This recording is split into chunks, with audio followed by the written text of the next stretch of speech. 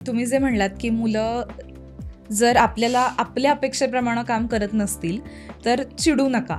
पण आता खूपदा असं होतं की मुलं इतका काहीतरी हट्ट करतात किंवा एखादी गोष्ट इतकी धरून ठेवतात की म्हणजे आपला राग आपल्याही कंट्रोलच्या बाहेर जातो किंवा आपण पटकन चिडतो. तर असं जेव्हा होतं तेव्हा ते कसं कसं डील केलं पाहिजे किंवा ह्या रागावण्याचा मुलांवर नेमकं काय आणि कसा परिणाम होतो?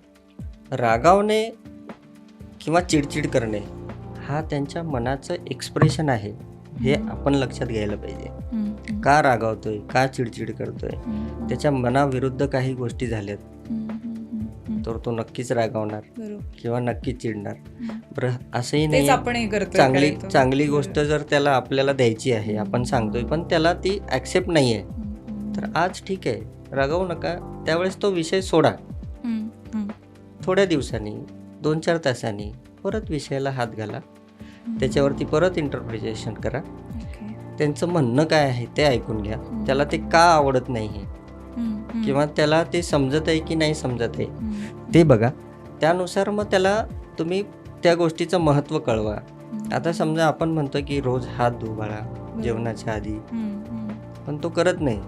हे नॉर्मल बऱ्याच घरांमध्ये आपल्याला दिसायला मिळते, कारण त्याला माहिती नाही हात धुण्याचं महत्त्व काय आहे.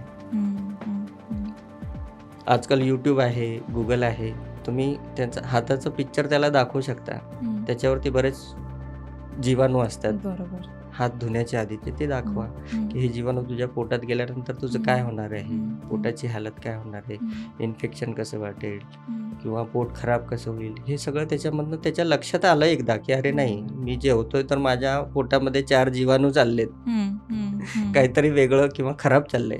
तर तो त्या गोष्टीचं महत्त्व त्याला समजेल, मग तो हात धुवेल. तुम्ही न सांगताच धुणार. त्यामुळे त्यावेळेस सोडा, त्याच्यानंतर त्याला सांगा, त्याचं महत्त्व पटवा आणि नंतर त्याला ॲक्शनमध्ये तो स्वतः आणेल. तुम्हाला काही करण्याची गरज नाही. पण होतंय असं की आपल्यालाच असं वाटतंय की नाही, यांनी माझं ऐकलं पाहिजे, ही गोष्ट याच्यासाठी चांगली आहे, यांनी ही केलीच पाहिजे, पण आत्ताच केली पाहिजे, हा हट्ट तुमचा. मग तुम्ही बाळाला दोष देताय की माझं बाळ हट्टी आहे. मग सुरुवात तर तुमच्यापासून झाली.